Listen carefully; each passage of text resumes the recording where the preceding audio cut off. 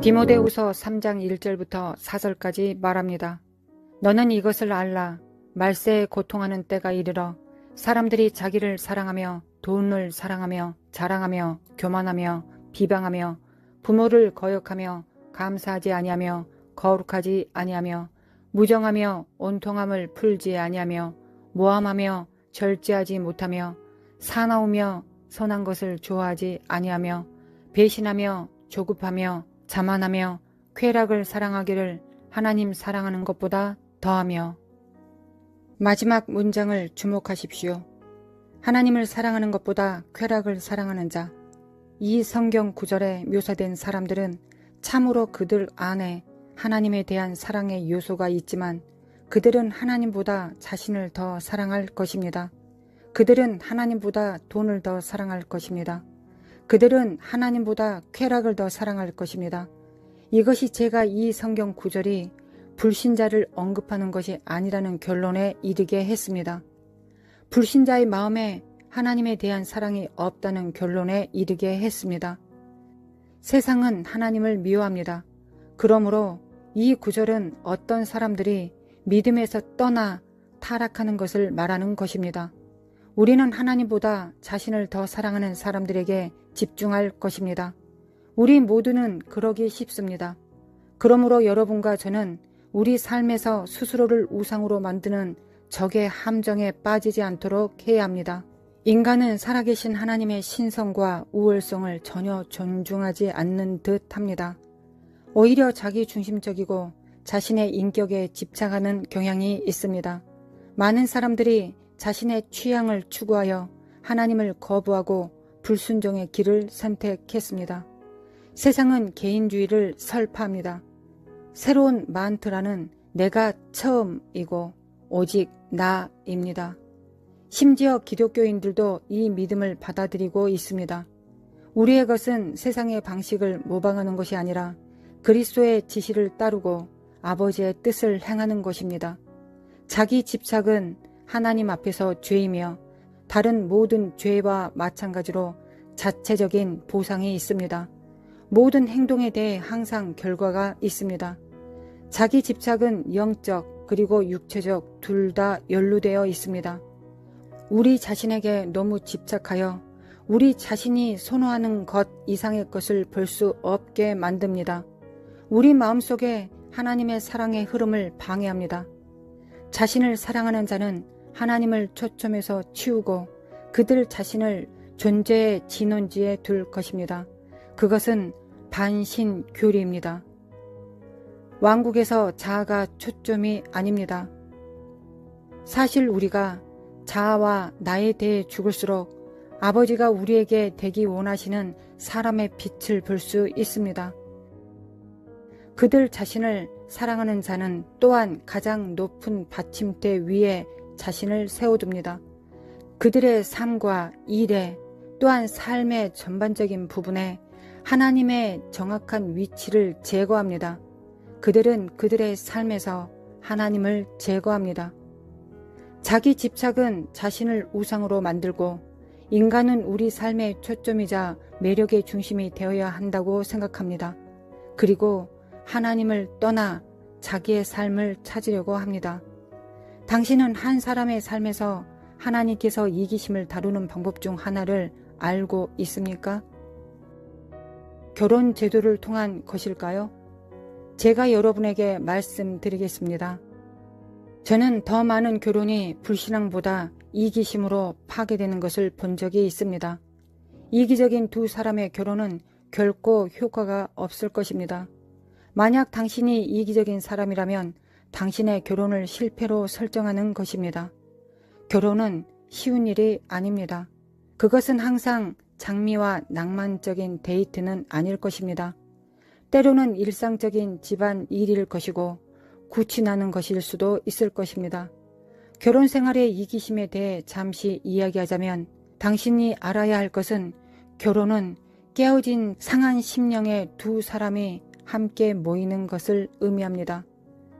싸움과 의견 불일치가 있을 것입니다.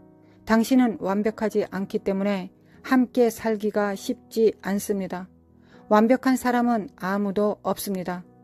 결혼하기에 가장 나쁜 사람은 자신이 완벽하다고 생각하는 사람, 자신이 항상 옳다고 생각하는 사람일 것입니다. 이 설교를 겸손하게 받으십시오. 저는 결혼 생활에서 남편과 아내가 무언가에 대해 의견이 다를 때 대부분의 경우 양쪽에 옳고 그름이 있다는 것을 알게 됩니다. 한쪽은 완전 틀리고 한쪽은 완전히 옳다는 것을 발견하는 경우는 거의 없습니다. 당신이 자기 자신에 대해 죽기를 권면합니다. 자신에 대해 죽으십시오. 이기심은 해결책을 찾기 위해 힘을 합치기보다 자신이 옳다고 남편이나 아내와 싸우게 만들 것입니다. 사람들이 하나님을 사랑하는 것보다 자기 자신을 사랑하기 때문에 많은 기독교인들의 결혼이 실패하고 있습니다. 이기심은 모든 것이 나와 내 감정에 관한 것입니다. 이기심은 모든 것이 나와 내 감정이 기준이 됩니다. 이기심은 모든 것에 나의 규칙이 기준이 되게 설정합니다. 이기심은 모든 것이 나와 내 관점을 기준으로 둡니다. 제 말을 들어보십시오. 당신이 항상 옳은 것은 아닙니다. 그것을 받아들이고 남편이나 아내의 관점을 바라보십시오. 당신의 아내는 당신의 적이 아닙니다. 그녀는 나쁜 여성이 아닙니다. 단지 더 배려하고 그녀의 말에 귀를 기울여 보십시오. 그녀에게 반응하지 말고 그녀의 관점을 이해하기 위해 그녀의 말에 귀를 기울여 보십시오. 당신의 남편은 당신의 적이 아닙니다. 그는 악마가 아닙니다. 그를 적처럼 대하지 마십시오. 당신이 완벽하지 않고 당신이 항상 옳지 않다는 것을 제외하고 그의 말을 들어보십시오. 서로 싸우는 것을 그만두고 함께 문제를 해결하기 시작하십시오. 이기적이고 자기중심적인 것을 그만두십시오. 좀 더 강도를 높여 말씀드리겠습니다.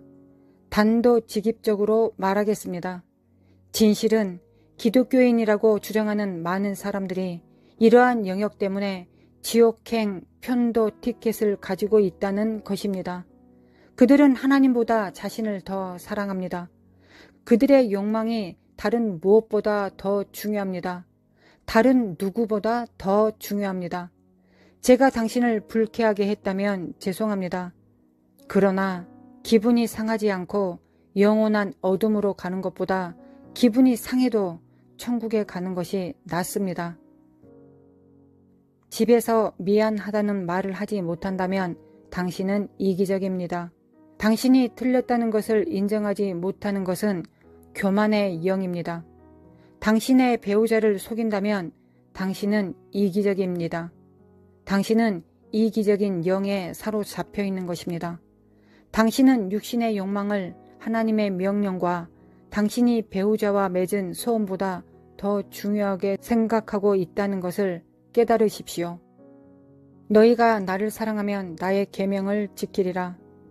이것은 예수 그리스도의 말씀입니다. 나를 사랑하면 내 계명을 지키라. 당신은 하나님보다 자신을 더 사랑합니까? 그렇습니까? 그분과 그분이 당신을 위해 행하신 모든 일을 생각해 보십시오. 그분은 당신을 위해, 당신의 죄를 위해, 당신의 허물을 위해 이 땅에 오셨고 죽으셨습니다. 예수님께서 오셨고 당신을 위해 죽으셨습니다. 그분은 당신이 치를 수 없는 값을 치르셨습니다. 지구상의 어떤 사람도 필요한 일을 할 수 없었습니다. 지구상의 어떤 사람도 이 일을 해내실 수 없었습니다. 하늘에 있는 어떤 천사도 이 일을 할 수가 없었습니다. 이 일은 예수 그리스도만이 하실 수 있으셨습니다. 그리고 순결한 예수님께서 이 땅에 내려오셨습니다. 그는 근본 하나님의 본체시나 하나님과 동등됨을 취할 것으로 여기지 아니하시고 오히려 자기를 비워 종의 형체를 가지사 사람들과 같이 되셨고 사람의 모양으로 나타나사 자기를 낮추시고 죽기까지 복종하셨으니 곧 십자가에 죽으심이라. 오늘 당신에게 질문합니다. 당신은 하나님을 사랑하십니까? 그렇습니까? 당신이 살고 있는 방식, 당신의 삶을 묻겠습니다. 만약 당신의 삶이 이 질문에 답할 수 있다면 당신의 삶은 무엇을 향하고 있는 것이 될까요? 당신은 하나님을 사랑합니까? 너희가 나를 사랑하면 나의 계명을 지키리라. 아니면 하나님보다 자신을 더 사랑합니까? 아니면 하나님보다 쾌락을 더 사랑합니까? 아니면 하나님보다 돈 버는 것을 더 사랑합니까? 진실은 계속해서 변화할 기독교인들이 있다는 것입니다. 진실은 계속해서 하나님을 떠날 기독교인들이 많다는 것입니다. 계속해서 하나님보다 자신을 더 사랑하게 될 사람들이 더 많다는 것입니다. 당신이 그들 중 하나가 아닌지를 지금 확인하십시오. 어떻게 나 자신을 사랑함으로부터 하나님을 다시 집중적으로 사랑할 수 있는 방법이 무엇일까요? 아버지의 사랑을 받으십시오. 당신을 위한 그분의 사랑의 렌즈를 통해 자신을 바라보십시오. 당신이 아버지의 사랑 안에서 완전하다는 것을 깨달을 때 당신은 증명하거나 보여줄 것이 아무것도 없습니다. 우리가 사랑함은 그가 먼저 우리를 사랑하셨음이라. 그 사랑이 당신을 통하여 다른 사람과 접촉하는 모든 사람에게 진정으로 흘러가도록 할 것입니다. 당신은 혼자만의 이기심과 자기 중심성은 성도에게 있어야 할 미덕이 아닙니다. 모든 것의 중심에서 자신을 제거하는 것이 좋습니다. 다른 사람의 렌즈로 보십시오. 그분 앞에서 자신을 낮추십시오. 당신을 불러 존재하게 만든 창조주와 최고의 존재가 있음을 깨달을 때 당신은 그의 주권과 인도 아래 당신 자신을 두게 될 것입니다. 당신은 그의 발 앞에 무릎을 꿇고 그가 당신의 발걸음과 지침을 인도하게 할 것입니다. 겸손히 전능하신 자의 우월하심에 당신의 눈을 뜨게 할 것입니다. 아버지에 의해 높여지도록 자신을 낮추십시오.